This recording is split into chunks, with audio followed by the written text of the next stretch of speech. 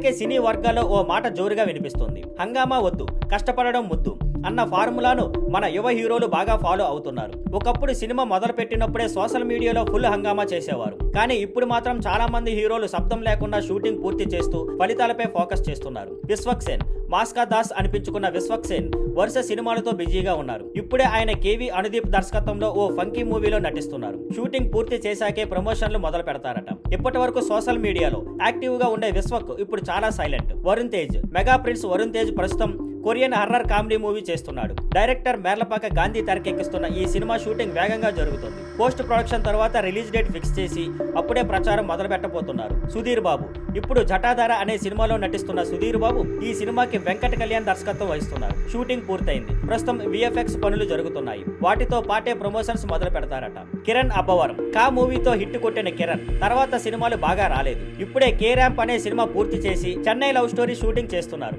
ఎలాంటి హంగామా లేకుండా సైలెంట్ గా షూట్ చేస్తున్నారు. సినిమా పూర్తయిన తర్వాతే సందడి చేయాలని చూస్తున్నారు.